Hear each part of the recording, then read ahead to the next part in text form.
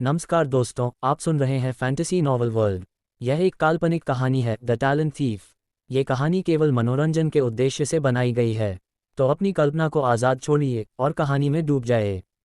Blade intent और martial artist में पदोन्नति। अध्याय 11। ब्लेड इंटेंट और मार्शल आर्टिस्ट बनना। ये गुफा किसी हिंसक जानवर का मांद होनी चाहिए, लेकिन इसकी स्थिति को देखते हुए लगता है कि लंबे समय से यहाँ कोई नहीं आया है। वह जानवर शायद बहुत पहले मर चुका है। फिलहाल यहाँ अभ्यास करना सुरक्षित रहेगा, आर्यन ने अनुमान लगाया। इस प्रकार उसने शांति से अभ्यास कल्टीवेशन शुरू किया। हिंसक जानवर के रक्त की एक बड़ी घूंट भरकर उसने बॉडी टेम्परिंग मेथड का अभ्यास किया। रक्त की पर्याप्त आपूर्ति के साथ आर्यन ने पूरे 5 दिनों तक गुफा में अभ्यास किया, जिससे उसकी शक्ति एक बार फिर बढ़ी और 900 कटी जिन के बल तक पहुंच गई। हालांकि 900 कटी तक पहुंचने के बाद शक्ति बनाना कठिन हो गया था। लो लेवल रक्त का प्रभाव कम हो रहा था। आर्यन को इस स्थिति के बारे में पहले से पता था। कम टैलेंट वाले अप्रेंटिस इस स्तर पर पहुंचकर अक्सर अटक बॉटलनेक जाते हैं, लेकिन आर्यन का टैलेंट बेहतर था, इसलिए वह धीमी गति से ही सही आगे बढ़ रहा था। अगले 1 महीने तक आर्यन का यही नियम रहा, शिकार करना और गुफा में आकर अभ्यास करना। उसने साधारण भोजन की जगह हिंसक जानवर का मांस खाना शुरू कर दिया, जिससे उसे भरपूर पोषण और ऊर्जा मिली। 1 महीने बाद गुफा में अभ्यास करते हुए आर्यन ने अपनी शक्ति को महसूस किया। मैं 1000 कटी के बल के बहुत करीब हूँ, लेकिन कल से मेरी शक्ति नहीं बढ़ी है। मैं निश्चित रूप से अप्रेंटिस की सीमा पर हूँ और एक बॉटलनेक अवरोध की स्थिति में हूँ। इसे पार करते ही मैं मार्शल आर्टिस्ट बन जाऊंगा। उसने इस बाधा को पार करने के लिए ब्लेड तकनीकों नाइफ टेक्निक्स पर ध्यान केंद्रित किया। उसके पास मीडियम ब्लेड टैलेंट था, इसलिए उसकी प्रगति तेज थी। उसकी तकनीक शैडो किल अब माइनर अचीवमेंट के शिखर पर थी। मैनुअल के अनुसार जब तक कोई ब्लेड इंटेंट सेबर इंटेंट तलवार का बोध हासिल नहीं कर लेता, तब तक ब्रोंज लेवल की तकनीक में महारत हासिल करना मुश्किल है। मेरा स्तर अभी ब्लेड फॉर्म की पूर्णता पर है, बस एक कदम और। आर्यन ने अभ्यास जारी रखा। उसने बिना रुके हजारों बार प्रहार किए। थकने पर वह हिंसक जानवर का खून पीता और फिर अभ्यास में जुट जाता। इस तरह आधा महीना और बीत गया। एक दिन उसे अचानक आत्मज्ञान एपिफनी हुआ। उसकी आभा और बदल गई और उसके आसपास की हवा भारी होकर किसी धारदार हथियार की तरह दबाव बनाने लगी। धूम! उसकी देह से ब्लेड इंटेंट फूटा। अदृश्य ऊर्जा की तरंगों ने गुफा की दीवारों को हिला दिया और पत्थर की धूल गिरने लगी। ब्लेड इंटेंट हासिल हुआ। आर्यन मुस्कुराया। तभी उसे महसूस हुआ कि उसके शरीर की कोई पुरानी जंजीर टूट गई है। उसने तुरंत खून पिया और अभ्यास शुरू किया। इस बार शरीर का रूपांतरण अलग था। उसे अपने भीतर से एक प्रचंड शक्ति निकलती महसूस हुई। कुछ समय बाद उसकी काया पलट गई। फूं! उसने एक लंबी सांस छोड़ी और अपनी मुट्ठी भींची। उसकी ताकत अब 1000 कटी की सीमा पार कर चुकी थी। वह अब एक आधिकारिक मार्शल आर्टिस्ट बन चुका था। उसने अगले 3 दिनों में शैडो किल तकनीक में भी पूर्ण महारत हासिल कर ली। अब उसकी गति इतनी तेज थी कि एक लेट स्टेज मार्शल आर्टिस्ट के लिए भी उसका वार बचाना मुश्किल था। हालांकि वह जानता था कि लेट स्टेज योद्धाओं के पास ओरिजिन पावर का सुरक्षा कवच होता है, जिसे तो ना अभी उसके लिए चुनौतीपूर्ण था। आर्यन ने अपना सामान समेटा और लिन हाई बेस की ओर चल पड़ा। लिन हाई बेस पूर्वी शहर का गेट। 1 महीने बाद लौटे आर्यन के कपड़े फटे हुए थे और चेहरा धूल से भरा था, लेकिन गेट पर खड़े सैनिकों ने उसे हिकारत से नहीं, बल्कि सम्मान और ईर्ष्या की नज़रों से देखा। वे समझ गए थे कि यह एक ऐसा मार्शल आर्टिस्ट है जो लंबे समय तक अकेले जंगल में रहकर लौटा है। ऐसे योद्धाओं से कोई दुश्मनी नहीं लेना चाहता। बेस में प्रवेश करने के बाद आर्यन सीधा घर नहीं गया। उसने पास की एक सराय में स्नान किया, कपड़े बदले और फिर घर पहुंचा। अपनी बहन आरूही को सुरक्षित पते हुए देख उसने राहत की सांस ली। अगली सुबह Aryan martial artist black market काला बाजार जाने के लिए निकला। ये बाजार जमीन के नीचे स्थित था और यहाँ केवल मार्शल आर्टिस्ट ही जा सकते थे। आर्यन बहुत उत्सुक था, क्योंकि उसे अपनी आगे की कल्टीवेशन के लिए कुछ जरूरी चीजें खरीदनी थीं। ब्लैक मार्केट का प्रवेश द्वार। आर्यन ने द्वार पर पहरा दे रहे 2 मार्शल आर्टिस्टों को देखा और सीधे अंदर चला गया। उन्होंने आर्यन को अजनबी पाया, लेकिन उसके शरीर से निकलती मार्शल आर्टिस्ट की ऊर्जा को महसूस कर उन्होंने उसे नहीं रोका। अंदर एक पत्थर की सीधी नीचे की ओर जाती थी, जो असली भूमिगत ब्लैक मार्केट तक पहुंचती थी। ये बाजार किसी विशाल प्लाजा जितना बड़ा था, जहां कई दुकानें और योद्धा मौजूद थे। आर्यन ने अपने शिकार किए हुए जानवरों के अवशेष बेचकर 2 लाख युआन कमाए। तभी उसकी नज़र एक दुकान पर पड़ी, मार्शल पवेलियन। आकार और भव्यता में ये बाजार की सबसे बड़ी दुकान थी। अंदर जाते ही एक महिला कर्मचारी ने उसका स्वागत किया। मार्शल आर्टिस्ट महोदय, आपको क्या चाहिए? हमारे यहाँ लगभग हर चीज़ उपलब्ध है। क्या आपके पास मार्शल आर्टिस्ट के अभ्यास के लिए सीक्रेट मैनुअल हैं? आर्यन ने पूछा। कर्मचारी ने मुस्कुराते हुए कहा, महोदय, क्या आप बॉडी रिफाइनिंग मेथड की बात कर रहे हैं? हमारे पास केवल प्रारंभिक एलिमेंट्री स्तर की विधि है। उन्नत विधियां केवल एज बेसिस बड़े शहरों में मिलती हैं। आर्यन को पहली बार पता चला कि मार्शल आर्टिस्ट बनने के बाद अभ्यास की विधियों को बॉडी रिफाइनिंग मेथड कहा जाता है। लिनहाई बेस के बड़े लोग मार्शल आर्टिस्टों के ज्ञान को बहुत गुप्त रखते थे ताकि आम लोग उन तक न पहुंच सकें। आर्यन ने सामानों की सूची देखी और चकित रह गया। वहां हथियार, दुर्लभ खजाने और हिंसक जानवरों का खून सब कुछ था, लेकिन उनकी कीमतें करोड़ों में थीं। उसे एहसास हुआ कि वह जितना खुद को अमीर समझ रहा था, मार्शल आर्टिस्ट के स्तर पर वह पैसा बहुत कम था। उसने 15,80,000 युआन खर्च करके प्रारंभिक बॉडी रिफाइनिंग विधि, सूचना गाइड, इंटरमीडिएट बीस्ट ब्लड और किंग युआन लिक्विड, एक प्रकार की ऊर्जा दवा खरीदी। पैसा देते समय आर्यन को थोड़ा दुख हुआ, लेकिन अभ्यास के लिए यह जरूरी था। जैसे ही वह जाने वाला था, कर्मचारी ने कहा, महोदय, हमारी सुपरवाइजर आपसे मिलना चाहती हैं। आर्यन थोड़ा हिचकिचाया, पर उत्सुकता के कारण वह मिलने चला गया। दूसरी मंजिल पर पहुंचते ही उसने सुपरवाइजर को देखा। वह एक लड़की थी। उसकी उम्र मुश्किल से 18-19 साल रही होगी। आर्यन ने तुरंत अपनी क्षमता से उसकी प्रतिभा, टैलेंट जांची। मानव, यूलिंग, कल्टीवेशन टैलेंट, उन्नत एडवांस, तलवारबाजी टैलेंट, मीडियम, गति टैलेंट, माध्यमिक सेकेंडरी, एक असली जीनियस। आर्यन दंग रह गया। मोहित जैसे लोग इसके सामने कुछ भी नहीं थे। इसकी प्रतिभा और पृष्ठभूमि को देखते हुए वह निश्चित रूप से एक एलीट मार्शल वॉरियर रही होगी। आर्यन रोमांचित हो उठा। उसका कॉपी टैलेंट फिर से तैयार था। हालांकि वह दो चीजें कॉपी करना चाहता था, लेकिन अभी के लिए उसने एडवांस कल्टिवेशन टैलेंट को चुना। उसने हाथ मिलाने के बहाने उससे हाथ मिलाया और तुरंत उसका टैलेंट कॉपी कर लिया। सफलता। आर्यन मन ही मन हंसा। यूलिंग ने अपना परिचय दिया और कर्मचारी को बाहर भेज दिया। आर्यन, तुम अभी अभी मार्शल आर्टिस्ट बने हो, है ना? क्या तुम मार्शल पवेलियन के बारे में जानते हो? नहीं, बस इतना जानता हूं कि यह लिनहाई बेस की बड़ी शक्ति है, आर्यन ने कहा। नहीं, यूलिंग ने सिर हिलाया। हम लिनहाई बेस के नहीं हैं। हम एक एज बेस से आए हैं। लिनहाई बेस बहुत कमजोर है, लेकिन अपनी भौगोलिक स्थिति के कारण ये हमारे लिए एक प्रवेश द्वार जैसा है, इसलिए हमने यहाँ अपनी शाखा खोली है। आर्यन समझ गया कि वह लड़की किसी बड़े शहर के रईस खानदान से है। सुपरवाइजर यूए, आपने मुझे यहाँ क्यों बुलाया? क्या तुम मार्शल पवेलियन में शामिल होना चाहोगे? तुम्हारी उम्र केवल 16-17 साल है और तुम पहले ही मार्शल आर्टिस्ट बन चुके हो। सबसे बड़ी बात यह है कि तुम यहाँ के किसी बड़े परिवार से नहीं हो, जो तुम्हें हमारे लिए और भी कीमती बनाता है, यूलिंग ने प्रस्ताव दिया। सुपरवाइजर यूए, मैं फिलहाल किसी भी शक्ति या संगठन में शामिल नहीं होना चाहता, आर्यन ने बिना सोचे इनकार कर दिया।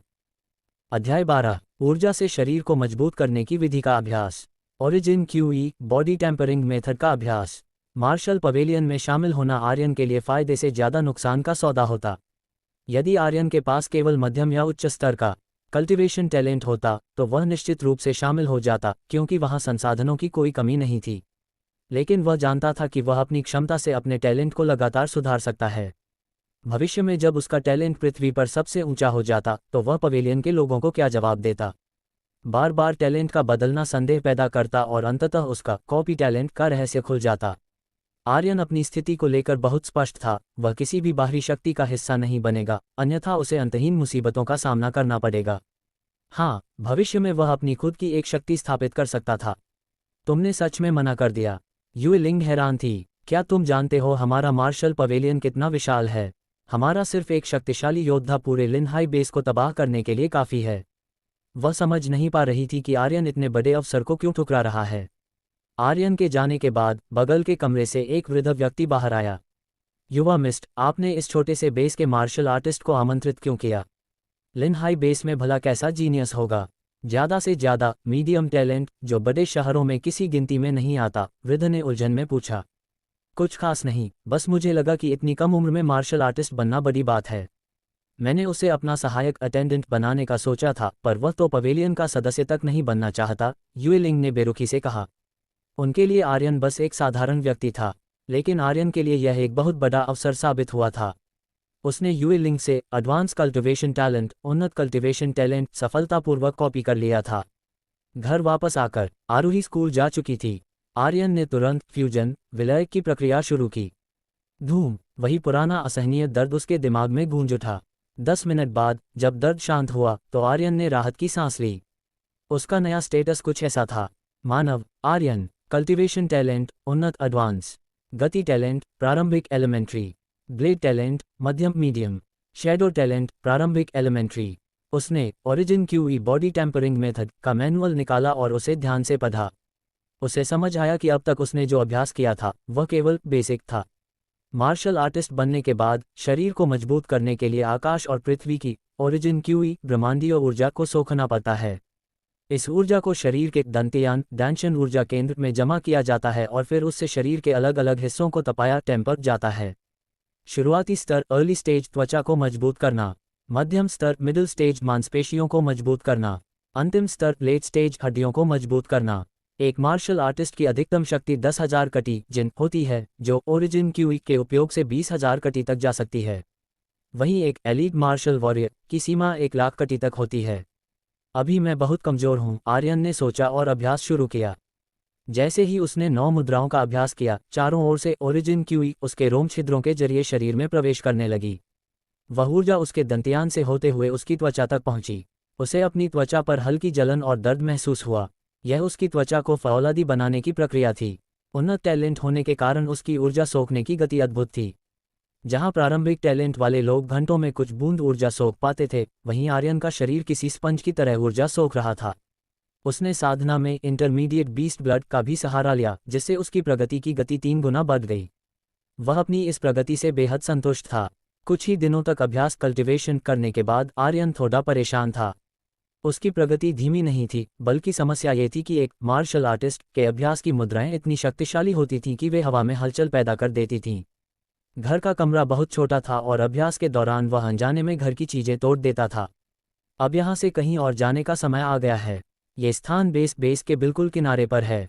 अगर कभी हिंसक जानवर बेस में घुसते हैं तो सबसे पहले इसी जगह पर हमला होगा।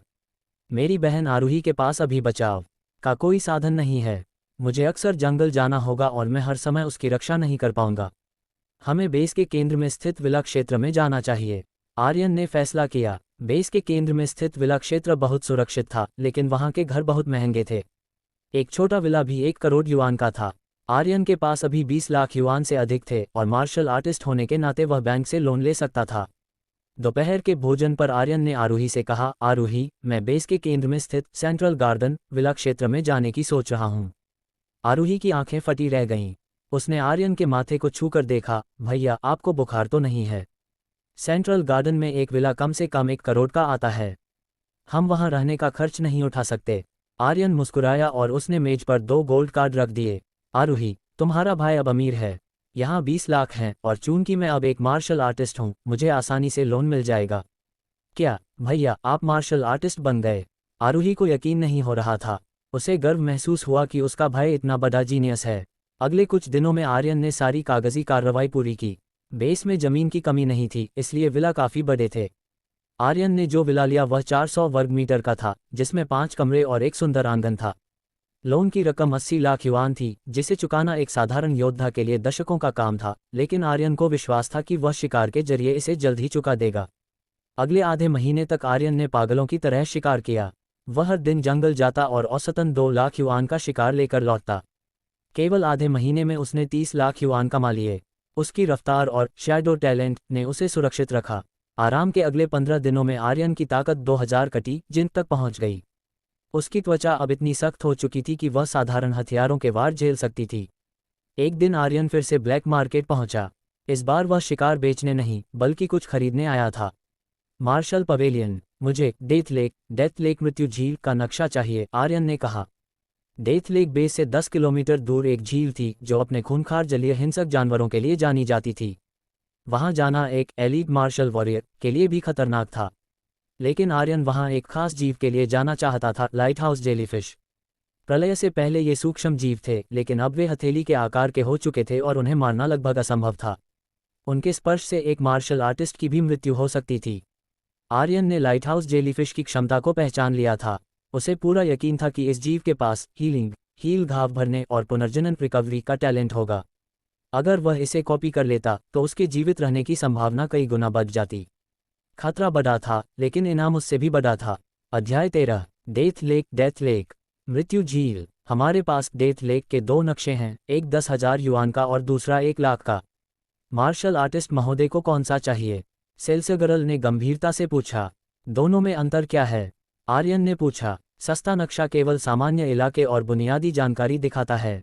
महंगा वाला कहीं अधिक विस्तृत है, इसमें कई जलीय हिंसक जानवरों की प्रजातियों और उनकी कमजोरियों तक की जानकारी दी गई है।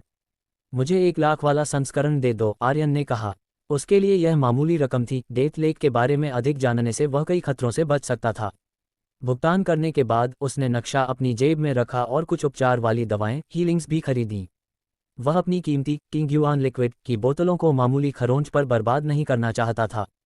सामान सुरक्षित करने के बाद आर्यन ने आरोही को कुछ निर्देश दिए और लिन हाई बेस से निकल पड़ा। 10 किलोमीटर का खतरनाक रास्ता पार करने के बाद वह शाम तक डेथ लेक पहुंच गया। धूम! तभी पास ही में लड़ाई की आवाज गूंजी। यहाँ कोई और भी है। आर्यन चौंक गया। डेथ लेक बेस से बहुत दूर और खतरनाक था। आमतौर पर कोई मार्शल आर्टिस्ट यहाँ शिकार के लिए नहीं आता था। बेहतर होगा कि मैं सावधान रहूं। जंगल में मार्शल आर्टिस्ट संसाधनों के लिए एक दूसरे को मारने में हिचकिचाते नहीं थे।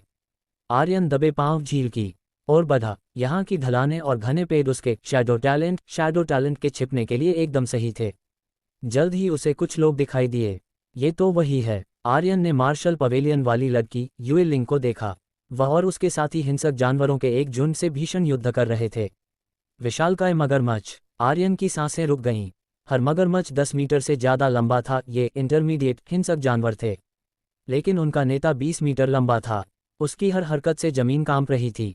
वह एक एडवांस्ड जानवर था जिसकी ताकत ग्रेट मार्शल वॉरियर के बराबर थी। युए लिंग के साथ एक वृद्ध व्यक्ति उससे मुकाबला कर रहा था, जो खुद भी एक ग्रेट मार्शल वॉरियर था। 10 एलीट मार्शल वॉरियर और एक ग्रेट मार्शल वॉरियर युए लिंग की रक्षा कर रहे हैं। वे यहाँ क्या लेने आए हैं? आर्यन ने सोचा। अचानक झील से एक व्यक्ति तेजी से बाहर निकला। वह पानी की सतह पर ऐसे दौड़ रहा था जैसे जमीन पर हो। पानी से संबंधित कोई टैलेंट? आर्यन ने अंदाजा लगाया, लेकिन उसका असली लक्ष्य लाइटहाउस जेलीफिश थी। युवा मिस्ट, मुझे यह मिल गया है, जल्दी चलिए, उस व्यक्ति ने घबराते हुए कहा और युए लिंग के हाथ में कुछ थमाया। तभी झील में खलबली मच गई। एक और विशाल मगरमच्छ बाहर निकला जिसकी आभा और इतनी भयानक थी कि 1 किलोमीटर तक की हवा भारी हो गई। ये तो एडवांस्ड से भी ऊपर है, आर्यन ने महसूस किया। वह मगरमच्छों का असली मुखिया था, एक टॉप टियर जानवर जिसे केवल एक ग्रैंड मास्टर ही हरा सकता था। वृद्ध रक्षक चिल्लाया, मिस्ट, ये टॉप टियर है, हम इसे रोकते हैं, आप भागिए। युए लिंग जानती थी कि वहां रुकना सबकी मौत का कारण बनेगा। वह भागने लगी, लेकिन छोटे मगरमच्छ उसके पीछे पड़ गए। वह एक पीक एलीट मार्शल वॉरियर है, आर्यन ने गौर किया। बचने के लिए युए लिंग ने एक गुप्त तकनीक सीक्रेट आर्ट का इस्तेमाल किया जिससे उसकी ताकत एक ग्रेट मार्शल वॉरियर के स्तर तक पहुंच गई। लेकिन ये शक्ति अस्थायी थी, इसके खत्म होते ही वह ढह जाएगी। मरो! उसने अपनी तलवार से मगरमच्छों का सामना किया, लेकिन उनकी संख्या बहुत ज्यादा थी। एक जोरदार प्रहार ने उसे जमीन पर गिरा दिया और उसके कपड़े खून से सोन गए। पीछा करने वाले जानवर धीरे धीरे कम हुए, लेकिन युए लिंग बुरी तरह घायल हो चुकी थी। अचानक उसका चेहरा सफ़ेद पड़ गया। गुप्त तकनीक का समय खत्म हो गया। निराशा ने उसे घेर लिया। जंगल के बीच में इस हालत में वह किसी भी मामूली जानवर का शिकार बन सकती थी। इससे पहले कि वह कुछ सोच पाती, उसकी आंखों के सामने अंधेरा छा गया और वह बेहोश होकर गिर पड़ी। अपनी चेतना खोने से ठीक पहले उसने एक साए को अपनी ओर बढ़ते देखा। क्या मैं जीवित हूँ? युए लिंग धीरे धीरे कोमा से होश में आए। उसका पहला विचार भ्रम से भरा था। पिछली स्थिति के अनुसार उसकी मृत्यु लगभग निश्चित थी। फिर भी वह सचेत थी, जिसका अर्थ था कि उसे किसी ने बचा लिया था। क्या मेरा कोई रक्षक जीवित बचा होगा? उसने खुद से पूछा, पर तुरंत ही इस विचार को खारिज कर दिया। एक टॉप टियर हिंसक जानवर के सामने किसी का बचना असंभव था। उसने आंखें खोलीं। गुफा में अंधेरा था, लेकिन उसकी इंद्रियों ने बताया कि पास में कोई है। तुम जाग गई, एक युवा आवाज आई। युए लिंग ने आवाज से पहचान लिया, आर्यन, तुमने मुझे बचाया। वह खड़ी होने की कोशिश करने लगी, लेकिन शरीर बहुत कमजोर था। आर्यन ने बताया कि उसने उसे बेहोश पाया और इस सुरक्षित गुफा में ले आया। युए लिंग ने उसका आभार व्यक्त किया। आर्यन ने मुस्कुराते हुए कहा कि यह तो बस इत्तेफाक था। तभी युए लिंग के हाथ से एक रोशनी निकली। वह एक लाइटस्टोन था जिसने अंधेरी गुफा को बल्ब की तरह रोशन कर दिया। युए लिंग ने एक हीलिंग लिक्विड पिया। आर्यन ये देखकर दंग रह गया कि युए लिंग के घाव आंखों के सामने भर रहे थे। आर्यन ने गौर किया कि युए लिंग ने वह दवा अचानक हवा से प्रकट की थी। युए लिंग ने उसे स्टोरेज पाउच के बारे में बताया, जो स्पेस कंगारू के अंगों से बनाया जाता है और जिसमें ढेर सारा सामान रखा जा सकता है। आर्यन को अपनी सीमित जानकारी का एहसास हुआ, बड़े शहरों ग्रेट बेसेस की दुनिया लिन हाई बेस से कहीं ज़्यादा उन्नत थी। अगले 2 दिनों तक आर्यन वहीं रुका रहा। इस दौरान उसने यूए लिंग से बहुत कुछ सीखा। उसे पता चला कि ग्रेट मार्शल वॉरियर के ऊपर भी एक स्तर होता है, ग्रैंडमास्टर। एक ग्रैंडमास्टर 200 वर्षों तक जीवित रह सकता है। आर्यन ने मन ही मन ग्रैंडमास्टर बनने का लक्ष्य बना लिया। आर्यन, अब मैं वापस बड़े बेस की ओर जा रही हूँ, यूए लिंग ने स्वस्थ होने के बाद कहा। जाने से पहले उसने आर्यन को एक पोटली थमाई। ये तुम्हारे काम आएगी। इससे पहले कि आर्यन मना करता, यूए लिंग बिजली की गति से वहां से चली गई। आर्यन ने पोटली खोली और उसकी आंखें फटी रह गईं। अंदर था intermediate yuan power body tempering method, साधना की एक उन्नत विधि। एडवांस्ड हिंसक जानवर के रक्त की 10 बोतलें, 10 गोल्ड कार्ड यानी 1 करोड़ युआन। ओह तेरी, यह उपहार तो बहुत बड़ा है। आर्यन चौंक गया, खासकर वह इंटरमीडिएट बॉडी टेम्परिंग मेथड, अनमोल था, जिसे पैसे से भी नहीं खरीदा जा सकता था। इस विधि और एडवांस्ड रक्त के साथ मैं अगले 3 महीनों में एलीट मार्शल वॉरियर बन सकता हूँ। आर्यन का आत्मविश्वास बढ़ गया। उसने अपना इरादा बदला। अभी डेथ लेक जाना खतरनाक था क्योंकि वहां के जानवर यूए लिंग के हमले के कारण भड़के हुए थे। उसने सोचा कि 3 महीने बाद जब झील शांत हो जाएगी और वह खुद एलीट मार्शल वॉरियर बन जाएगा, तब लाइट हाउस जेलीफिश की तलाश करना ज़्यादा सुरक्षित होगा। आर्यन वापस लिन हाई बेस की ओर चल पड़ा। एलीट मार्शल वॉरियर अध्याय 14। Elite martial warrior. वापसी के रास्ते में कोई बड़ी घटना नहीं हुई और आर्यन सुरक्षित रूप से लिन हाई बेस लौट आया। अगले ही दिन वह ब्लैक मार्केट गया और लगभग 1 करोड़ युआन खर्च करके भारी मात्रा में इंटरमीडिएट हिंसक जानवरों का रक्त खरीदा। हालांकि वह अपना बैंक लोन चुका सकता था, लेकिन उसने अपनी शक्ति बढ़ाने को प्राथमिकता दी। विला का छोटा आंगन। आर्यन ने यूए लिंग द्वारा दी गई intermediate yuan power body tempering method का अभ्यास शुरू किया। इसके 9 आसन पुराने वाले से कहीं अधिक जटिल और गहरे थे। जैसे ही उसने अभ्यास शुरू किया, हवा से प्रचंड ओरिजिन क्यूई उसके शरीर में समाने लगी। इसका प्रभाव पिछले मेथड से 3 गुना बेहतर है। आर्यन चकित रह गया। फिर उसने एडवांस्ड रक्त की एक घूंट ली। उसके शरीर के भीतर ऊर्जा का ऐसा विस्फोट हुआ जैसे वह फट जाएगा। उसने तुरंत अभ्यास शुरू किया ताकि उस ऊर्जा को सोख सके। उसने गणना की कि उन्नत रक्त, उन्नत विधि और उसके उन्नत टैलेंट के तालमेल से उसकी कल्टीवेशन की गति एक सामान्य योद्धा से 54 गुना अधिक थी। 3 महीने बाद आखिरकार मैं एलीट मार्शल वॉरियर बन गया। आर्यन ने उत्साह से कहा। उसकी त्वचा, मांसपेशियां और हड्डियां अब फौलादी हो चुकी थीं। उसकी शक्ति 10,000 कटी जिनकी सीमा को पार कर गई थी। हालांकि ये तो बस शुरुआत थी। एक असली एलीट मार्शल वॉरियर बनने के लिए अब उसे अपनी रक्तरेखा ब्लडलाइन को शुद्ध करना था। ये प्रक्रिया बहुत कठिन थी। इसमें शरीर के रक्त से अशुद्धियों को बार बार निकालकर उसे रिफाइन करना पड़ता था। इसके लिए बहुत अधिक हिंसक जानवरों के रक्त की आवश्यकता होती थी। आर्यन का एडवांस्ड रक्त खत्म हो चुका था, इसलिए अब उसे नए संसाधनों की तलाश थी। इन 3 महीनों में उसने गुपचुप तरीके से कुछ और मीडियम कल्टीवेशन टैलेंट कॉपी करके खुद में समाहित किए थे। हालांकि उसका टैलेंट अभी भी एडवांस्ड ही था, लेकिन वह अपने शिखर पर पहुंच चुका था। उसे महसूस हुआ कि बस एक और एडवांस्ड टैलेंट मिलते ही वह टॉप लेवल टैलेंट में बदल जाएगा। 3 दिन और लगाकर उसने अपनी रक्तरेखा को प्राथमिक रूप से शुद्ध किया और 13,000 कटी की शक्ति के साथ वह दोबारा डेथ लेक जाने के लिए तैयार हो गया। डेथ लेक पर दोबारा आगमन। झील किनारे पहुंचकर आर्यन थोड़ा नर्वस था। 3 महीने पहले के मुकाबले वह अब कई गुना शक्तिशाली था। उसकी ब्लेड तकनीक सुधर चुकी थी और शैडो किल अपने चरम पर था। फिर भी डेथ लेक के टॉप टियर जानवरों का डर बना हुआ था। उसने रात होने का इंतजार किया। रात के अंधेरे में उसका शैडो टैलेंट सबसे ज़्यादा प्रभावी होता था। ये टैलेंट ऊंचे स्तर के जानवरों को तो पूरी तरह धोखा नहीं दे सकता था, लेकिन मध्यम स्तर के जानवरों से बचने के लिए काफ़ी था। रात होते ही झील का इलाका खौफनाक हो गया। आर्यन ने पानी में छलांग लगाए। एक एलीट मार्शल वॉरियर होने के नाते वह बिना सांस लिए 1 घंटे तक पानी के भीतर रह सकता था। उसे इसी 1 घंटे के भीतर लाइट हाउस जेलीफिश को ढूंढना था। पानी के नीचे बहुत अंधेरा है। शुक्र है मेरे पास कॉपी टैलेंट की संवेदनशीलता है, उसने सोचा। जल्द ही उसकी क्षमता ने पानी के भीतर पहले जलीय हिंसक जानवर को महसूस किया। प्रकार टाइगर क्लॉफिश। ब्लडलाइन टैलेंट मध्यम मीडियम। आर्यन ने उसे अनदेखा किया और अपनी असली मंजिल की तलाश में झील की गहराइयों में आगे बढ़ता गया। टाइगर क्लॉफिश एक मिड लेवल हिंसक जानवर था और काफ़ी शक्तिशाली भी। आर्यन ने उसे नज़रअंदाज किया और अपनी तलाश जारी रखी। एलीट मार्शल वॉरियर बनने के बाद उसके कॉपी टैलेंट की रेंज 3 मीटर से बढ़कर अब 10 मीटर हो गई थी। आधा घंटा बीतने के बाद आर्यन को आखिर वह मिल गया जिसकी उसे तलाश थी, लाइट हाउस जेलीफिश का एक छोटा समूह। प्रजाति लाइटहाउस जेलीफिश, ब्लडलाइन टैलेंट प्रारंभिक elementary, healing talent top tier. ये सच में टॉप टियर हीलिंग टैलेंट है। आर्यन दंग रह गया। उसे लगा था कि यह टैलेंट शायद मध्यम या उन्नत एडवांस होगा, पर टॉप टियर होना उसकी उम्मीदों से परे था। उसने आज तक कभी टॉप टियर टैलेंट नहीं देखा था। इसे तो कॉपी करना ही होगा। आर्यन रोमांचित था। वह धीरे से एक जेलीफिश के पास पहुंचा और जैसे ही उसका हाथ उसे छुआ, उसने उसका top tier healing talent copy कर लिया। काम होते ही वह तुरंत वहां से हटा, क्योंकि जेलीफिश के झुंड का हमला डेथ लेक में मौत को बुलावा देने जैसा था। झील से बाहर निकलकर आर्यन सीधा एक सुरक्षित गुफा में पहुंचा और फ्यूजन विलय की प्रक्रिया शुरू की। धूम। उसके शरीर की हर कोशिका एक गहरे स्तर पर रूपांतरित होने लगी। ये दर्द पिछले सभी बदलावों से कहीं अधिक था, पर आर्यन जानता था कि ये दर्द उसे एक नई ऊंचाई पर ले जाएगा। जब रूपांतरण पूरा हुआ तो उसका स्टेटस कुछ ऐसा था। मानव आर्यन, कल्टीवेशन टैलेंट उन्नत एडवांस, स्पीड टैलेंट प्रारंभिक एलिमेंट्री, ब्लेड टैलेंट मध्यम मीडियम, शैडो टैलेंट प्रारंभिक elementary, healing talent top tier. Aryan ने एक चाकू से अपने हाथ पर कट लगाया। चमत्कार यह हुआ कि 1 सेकंड से भी कम समय में वह घाव पूरी तरह भर गया। आश्चर्यजनक। आर्यन ने महसूस किया कि अब जब तक कोई उसे एक झटके में नहीं मार देता, उसे हराना लगभग असंभव था। हालांकि वह जानता था कि इस हीलिंग के लिए शरीर की ऊर्जा खर्च होती है, इसलिए शक्ति ही सबसे महत्वपूर्ण है। अगले आधे महीने में आर्यन ने फिर से शिकार शुरू किया। उसने एक छोटा ट्रक भी खरीदा ताकि वह ज़्यादा शिकार ला सके। उसने अपना सारा लोन चुका दिया और 50 लाख युआन के साथ साथ ढेर सारा रक्त भी जमा कर लिया।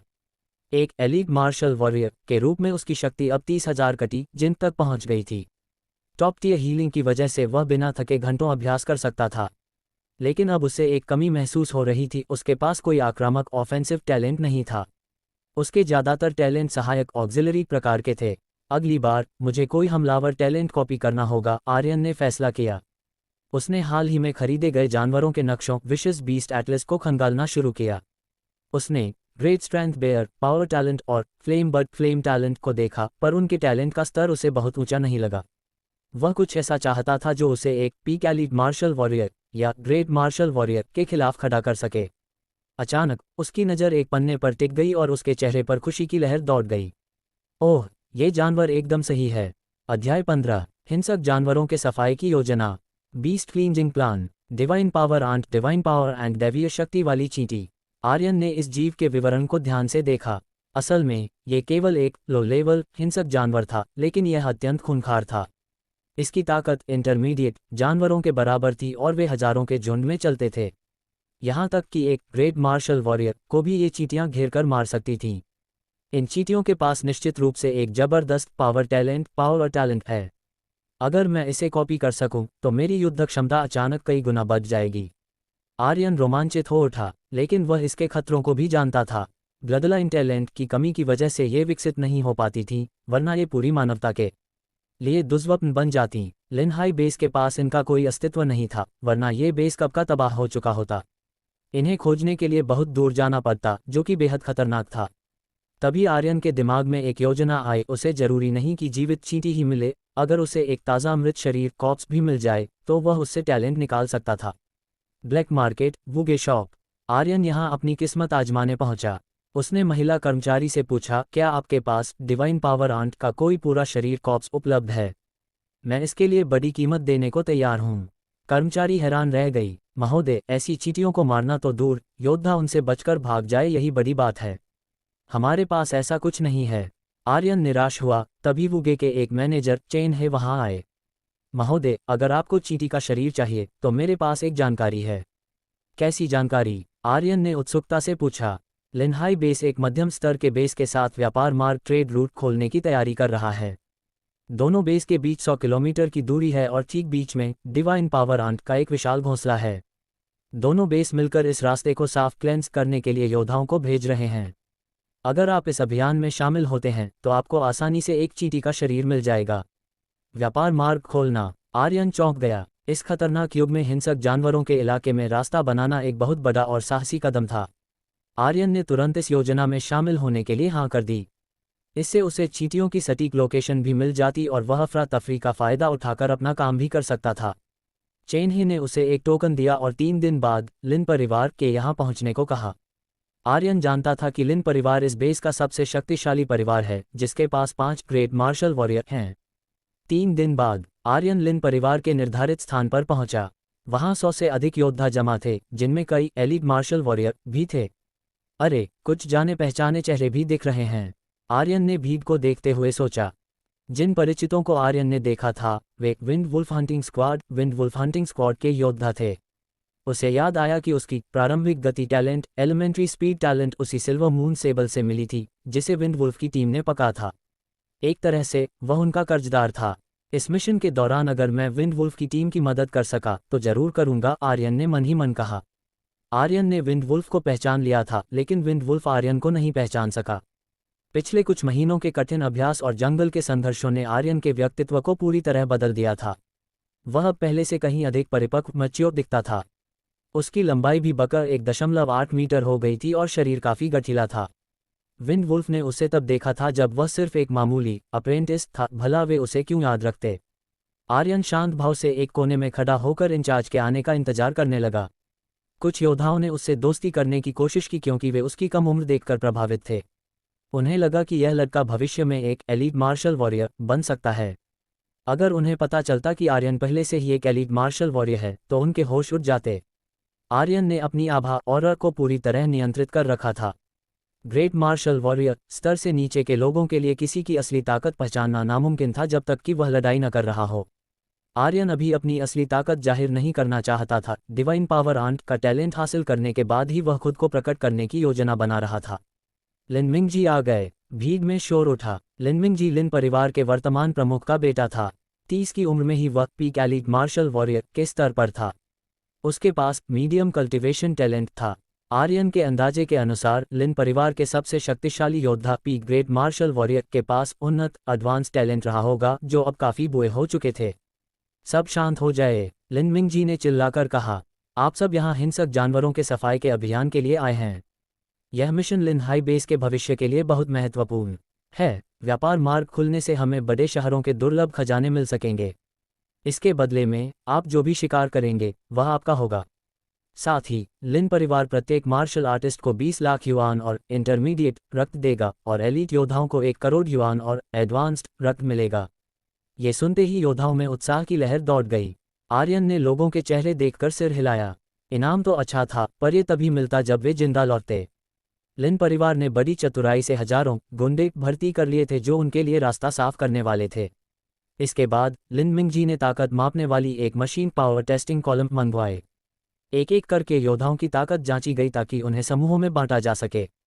आर्यन ने खुद को कमतर दिखाते हुए केवल एक लेट स्टेज मार्शल आर्टिस्ट जितनी ताकत प्रदर्शित की। इसके बावजूद उसकी कम उम्र को देखते हुए लोग हैरान थे। लिन मिंगजी ने उसे अपने साथ जोड़ने का प्रस्ताव दिया, पर आर्यन ने विनम्रता से मना कर दिया। जब टीमों का गठन हुआ तो आर्यन विंड वुल्फ के पास पहुंचा। विंड वुल्फ की टीम में 8 लोग थे, उन्हें 2 और साथियों की जरूरत थी। कैप्टन विंड वुल्फ, क्या मैं आपकी टीम में शामिल हो सकता हूं? आर्यन ने पूछा। विंड वुल्फ हिचकिचाया। नौजवान, तुम एक लेट स्टेज योद्धा जितनी ताकत रखते हो। तुम्हें तो किसी बहुत शक्तिशाली टीम में होना चाहिए। हमारी टीम में तो केवल मैं ही उस स्तर पर हूं। मुझे लगता है कि आप एक नेक इंसान हैं और आपकी साख अच्छी है, इसलिए मैं आपके साथ जुड़ना चाहता हूं, आर्यन ने शांति से कहा। तो फिर तुम्हारा स्वागत है छोटे भाई। विंड वुल्फ ने मुस्कुराते हुए हाथ आगे बढ़ाया।